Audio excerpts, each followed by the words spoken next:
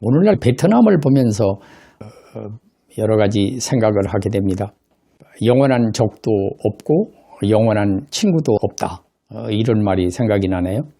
베트남이 우리와 전쟁도 했고 또 미국과 전쟁도 하고 또 중국하고 전쟁도 하고 이럼에도 불구하고 베트남은 지금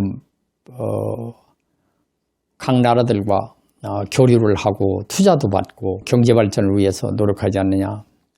그래서 국제사회의 그 현실이 서로 이익에 따라서 상호 간에 교류도 하고 이러는 거 아닌가 이런 생각이 들어서 영원한 친구도 없고 영원한 적도 없다. 이런 말씀을 가지고 잠깐 소개를 해드리겠습니다. 베트남은 역사적으로 보면 상당히 어려움을 많이 겪은 나라죠. 기원전 111년쯤 해서 그 한무제가 남비엣을 정복했다 그래요. 후한 시기에는 교주에도 편입이 됐고 삼국시대에는 뭐 제갈량이 정복에 나서기도 했다고 그러고 후에는 오나라 손권이 지배를 하기도 했다.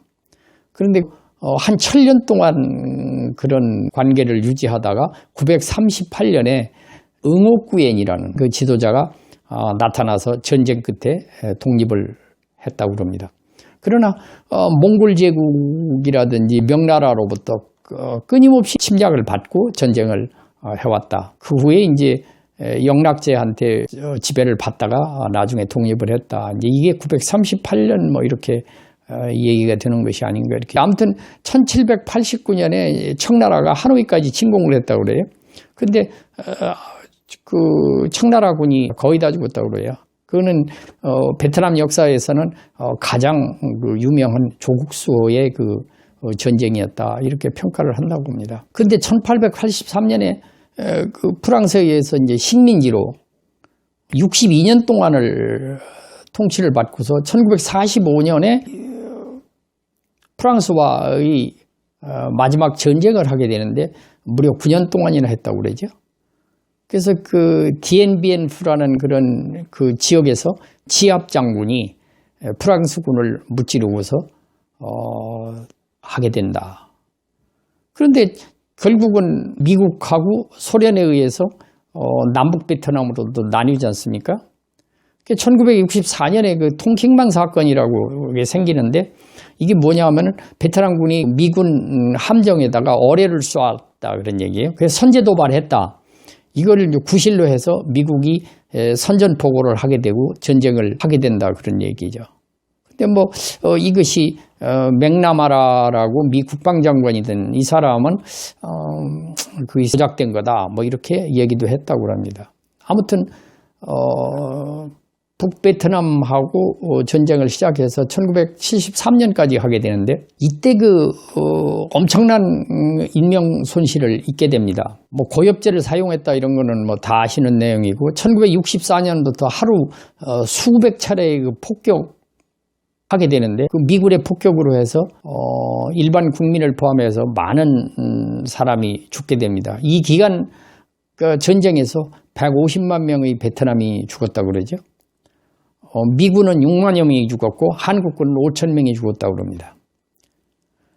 1968년 당시에 53만 명의 미군이 참전을 했고 좀비는 한 달에 20억 달러가 들어갔다. 그러다 보니까 이제 국제사회에서도 여론이 분분했던가 봐요. 영국 의회에서도 이 전쟁은 무모하다 이렇게 지적을 했고 또 미국 국내에서도 정명한 사람들이 반전운동을 전개를 하게 됩니다. 아무튼 1973년에 미군이 철수를 하게 되고 그 다음 1975년 4월 30일에 월남 사이공이 함락되면서 1976년 7월 2일에 통일이 이루어지게 됩니다. 그 후에 1979년에 캄보디아 문제를 가지고 중국하고 또 전쟁을 하게 되죠. 그리고 1986년에 도이모이 정책으로 개방을 하게 된다. 이게 베트남 근세사가 아닌가 이렇게 생각이 됩니다. 그런데 여기에는 이렇게 베트남이 통일이 되기까지에는 베트남 국민 개개인의 어떤 그 응집력, 말하자면 강대국과도 굴하지 않는 그런 그 민족적 자존심이라든지 나름대로의 어떤 강한 그런 마음들이 결국은 뭉쳐가지고 하지 않았는가. 근데 여기에 구심점이 누구였느냐. 여러분들이 아시는 대로 호치민이라는 사람이 아니냐. 지금 호치민은 베트남에서 가장 역사상 존경받는 인물 중에 하나 아닙니까? 근데 이 사람이 1890년생인가 그렇더라고요. 근데 젊어서 프랑스로 유학을 갔고 또 독립운동을 위해서 엄청난 노력을 했다. 이렇게 평가가 되죠. 근데 생애를 자세히 들여다보면 자기와 반대의 저거를 가지고 있는 사람을 숙청한 일이 없다. 정적이라고 그러죠. 정적을 숙청을 안 했다. 이런 얘기가 있어요. 이 사람 죽고 나서는 1969년에 심장마비로 죽었는데 그 죽을 때에 신발 한 켤레가 재산의 전부였다고 그럽니다. 평생 독신으로 살았는데 대통령궁을 놔두고 자기 따로 지냈다는 거예요. 밖에서. 아주 근검절약하고 이런 대단한 그런 오로지 조국의 독립을 위해서 통일을 위해서만 노력했던 사람이다. 이렇게 평가를 하게 됩니다. 2018년에 58억 달러의 국방비를 썼다고 그러더라고요. 근데 요새 베트남은 이제 자주외교라는 걸 하는데 자주외교라는 것이 어느 곳하고도 동맹을 맺지 않고 있는데 중국과는 중국군이 와서 남진아에서 훈련을 하면 같이 참여하기도 하고 또 미국이 훈련을 하면 거기에도 또 베트남군을 보내서 훈련을 한다고 그럽니다.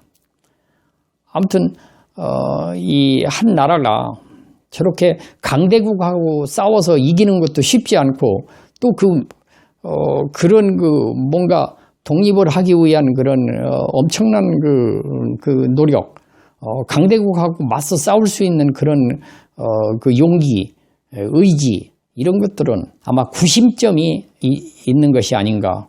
구심점이라는 것이 호치민이라는 아주 거목이 구심점을 가지고 뭔가 하지 않았을까 이런 생각도 들고 요즘 베트남이 축구를 잘하잖아요. 잘하는데 이게 우연은 아닌 것 같다. 베트남 국민이 가지고 있는 어떤 민족 정신 같은 거 끈질긴 그런 정신에서 오는 거 아닌가 이런 생각도 해봅니다.